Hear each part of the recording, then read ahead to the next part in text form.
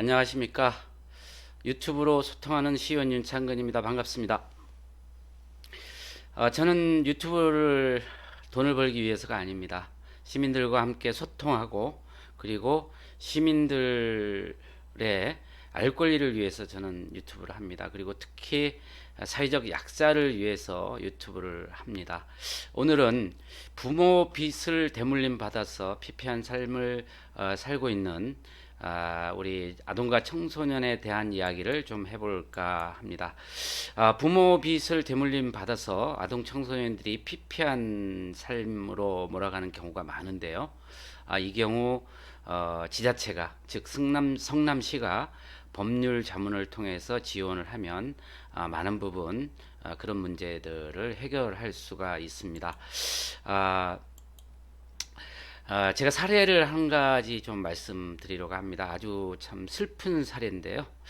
제가 아는 한 그 아이가 있습니다. 이 아이가 부모가 이혼을 하고 아버지랑 같이 살고 있었는데요.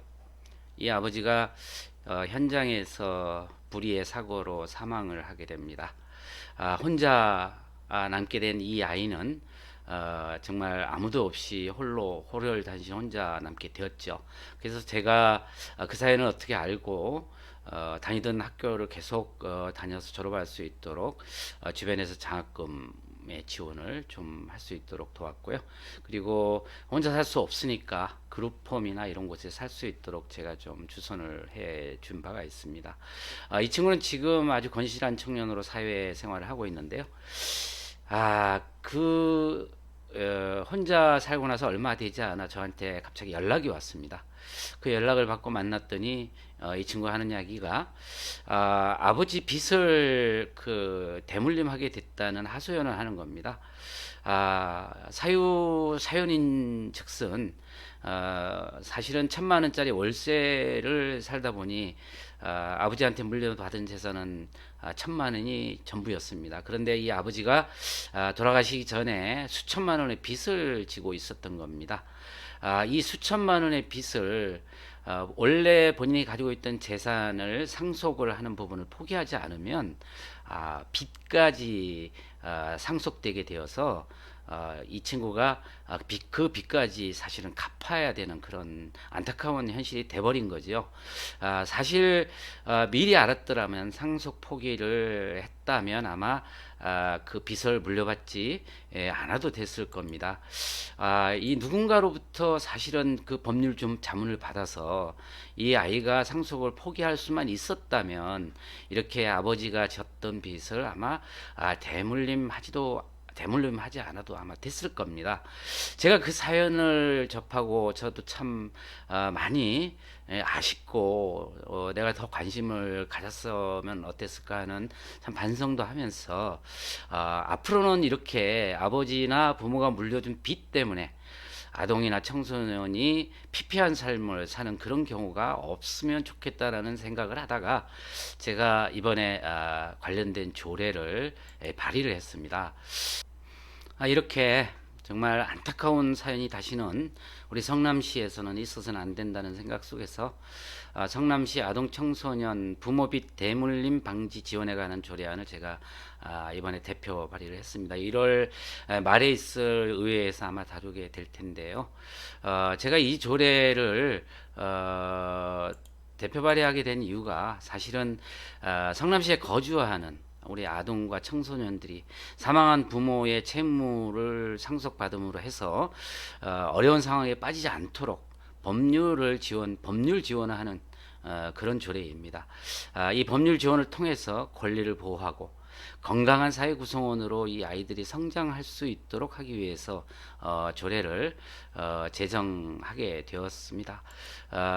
이 조례의 중요 내용을 좀 말씀을 드리면 우선 지원 대상입니다. 지원 대상은 성남시 관내에 거주하는 아동 청소년으로서 사망한 부모의 그 빚을 채무를 그 채무로 인해서 상속 포기 또는 한정 승인이 필요한 자에 대해서 지원을 하게 됩니다. 그리고 지원의 범위는 가정법원의 상속 포기 또는 한정 승인 결정이 확정될 때까지 재반 법률을 아마 지원하는 그런 조례라고 보시면 됩니다.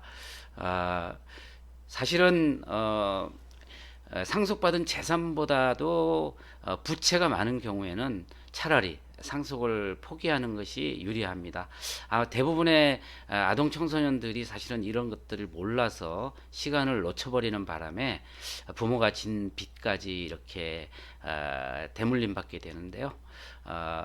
상속 재산보다 부채가 많으면 상속을 아예 포기하는 것이 유리하다. 이런 자문이 필요하겠죠. 그리고 또 한 가지 제도가 있습니다. 한정 승인이라고 하는 것인데요. 한정 승인은 물려받은 그 상속 재산 범위 내에서 빚을 한정적으로 청산하는 겁니다. 근데 이 한정 승인은 상당히 법적인 절차나 과정이 복잡하고 어떤 경우에 이런 것을 해야 되는지를 잘 모르는 경우가 많습니다. 뭐 예를 들자면 조부모 즉 할머니나 할아버지가 진 빚을 부모가 살아 있어도 부모가 살아 있으면서 상속을 포기해도 그 빚이 손자에게까지 대물림되는 그런 경우가 있습니다. 그런 경우에 어떻게 할 것인지에 대한 법률적인 자문을 받으면 상당히 많은 도움을 받을 수가 있습니다. 그리고 이 조례를 통해서 지원하는 방법은 세 가지가 있습니다. 우선은 지원 대상인 아동이나 청소년에 대해서 변호사나 혹은 전문가가 상담 등을 통해서 지원하는 것을 원칙으로 하고 있고요. 그 다음에 시장은 변호사나 또는 사회복지사나 아동 청소년과 관련된 자격을 갖춘 자원봉사자를 활용해서 지원할 수도 있습니다. 그리고 시장이 법률구정공단이나 관계기관과 업무협약을 통해서 사실은 이 대상자들을 적극적으로 발굴하는 것을 지원할 수 있습니다. 특히나 이 대상자를 발굴하는 것은 굉장히 중요한데요. 본인들이 너무 모르고 있기 때문에 이 대상자를 발굴해서 우리가 능동적으로 이렇게 그 상담을 해줌으로 해서 그렇게 부모의 빚을 물려받아서 피폐한 삶을 살게 되는 그런 것들을 방지할 수가 있습니다. 그리고 이 조례에서는 비용 지원에 관한 내용이 있는데요. 성남시장은 인지대, 송달료 또 이와 같은 법률 지원에 소요되는 비용을 예산의 범위 안에서 지원할 수 있도록 하는 그런 내용도 포함이 되어 있습니다. 이렇게 각종 그 상담이나 법률 지원 그리고 비용의 지원 이런 것들을 통해서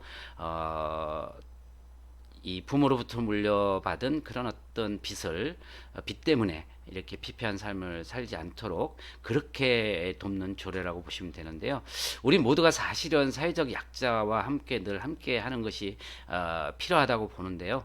우리 주변에 혹시라도 이렇게 부모가 돌아가시고 이렇게 빚을 대물림하게 되는 경우를 보실 수 있습니다. 이런 친구들은 관심을 많이 가져주시고 가까운 관계기관 주민센터나 혹은 시청, 구청 이런 데다가 그 정보를 알려주시면 상담을 통해 가지고 부모의 빚을 이렇게 물려받지 않도록 그렇게 지원할 수가 있습니다. 우리 모두가 사실은 따뜻한 마음으로 사회적 약자가 이 사회에서 소외받지 않도록 그렇게 따뜻한 세상 함께 만들었으면 좋겠다는 생각을 이번 계기에 해봅니다.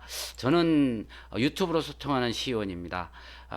윤창근 TV 많이 구독해 주시고 좋아요 많이 눌러주시기 바랍니다. 제가 유튜브를 통해서 소통을 하는 것이 어떤 의미인지를 아시는 우리 시민 여러분들께서 많이 지원하고 성원해 주시면 더 열심히 정말 사회적 약자와 함께 사회적 약자를 위해서 더 노력하는 그런 선출직 시의원 되도록 노력하겠습니다. 시민 여러분 새해 복 많이 받으시고요. 늘 건강하시고 행복하시길 바랍니다. 감사합니다.